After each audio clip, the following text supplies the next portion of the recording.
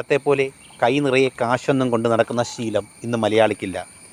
ഒന്നെങ്കിൽ ഗൂഗിൾ പേ, അല്ലെങ്കിൽ പേടിഎം, അല്ലെങ്കിൽ ബാങ്ക് UPI ട്രാൻസാക്ഷൻസുകളൊക്കെ നടത്തിയാണ് പലരും തങ്ങൾ ഒരു ഷോപ്പിങ്ങിന് പോയാൽ പേയ്മെൻറ്റുകൾ അധികം നടത്തുന്നത്.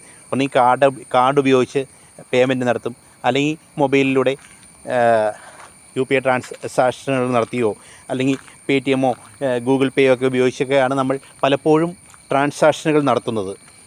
ഇത്തരം സാഹചര്യത്തിൽ ഇനി ഉപയോഗിക്കാതെ ട്രാൻസാക്ഷൻ നടത്താൻ കഴിയുന്ന ഒരു സാങ്കേതിക വിദ്യയിലേക്കാണ് പുതിയ സംവിധാനങ്ങൾ കടന്നു വരുന്നത്.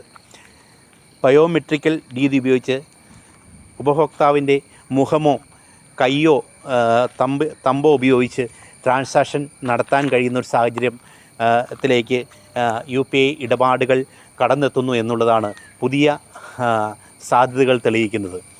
തന്നെയുമല്ല, ഒരു പ്രത്യേക കണ്ണട ലെൻസ് ഉപയോഗിച്ചും ട്രാൻസാക്ഷനുകൾ നടത്താൻ കഴിയുന്ന ഒരു രീതിയിലേക്ക് ട്രാൻസാക്ഷനുകൾ കടന്നു വരുന്നു എന്നുള്ളതാണ് പുതിയ സാധ്യതകൾ തെളിയിക്കുന്നത്.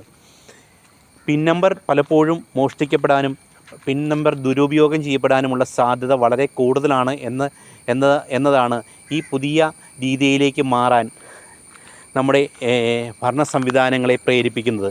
എന്തു തന്നെയായിരുന്നാലും പുതിയ മാറ്റം, കാലം അതിവേഗം വളരുമ്പോൾ ഇന്ത്യയും വളരെ വേഗം കുതിക്കുകയാണ്, നമ്മുടെ രാജ്യവും വളരെ വേഗം കുതിക്കുകയാണ്. സാങ്കേതിക രംഗത്തൊക്കെ വലിയൊരു മുന്നേറ്റമാണ് നമ്മുടെ രാജ്യം കൈവരിച്ചുകൊണ്ടിരിക്കുന്നത്. ലോകത്ത് തന്നെ ക്യാഷ്ലെസ് പണമിടപാടുകളിൽ 2% നടക്കുന്ന ഇന്ത്യയിലാണെന്നാണ് പറയപ്പെടുന്നത്. ഇന്ത്യയുടെ ഈ സാങ്കേതിക രംഗത്തെ വലിയ കുതിപ്പ് വലിയ അത്ഭുതത്തോടെയാണ് നാം നോക്കിക്കാണേണ്ടത്. പല രംഗത്തും നമ്മുടെ രാജ്യം വളരെ മുന്നേറുകയാണെന്ന് തന്നെ വേണം കരുതാൻ. എന്തു തന്നെയായിരുന്നാലും ഈ മാറ്റം വരാനിരിക്കുന്ന വലിയൊരു വിപ്ലവത്തിൻ്റെ തുടക്കം തന്നെയാണ്. ഈ ജനങ്ങൾക്ക് ഒട്ടേറെ ഗുണകരമായ സാഹചര്യങ്ങൾ ഒരുക്കുന്ന ഒരു സംവിധാനത്തിലേക്കാണ് ഈ നൂതന സാങ്കേതിക വിദ്യകളൊക്കെ ചെന്നെത്തി നിൽക്കുന്നത് എന്ന് തന്നെ വേണം പറയാൻ.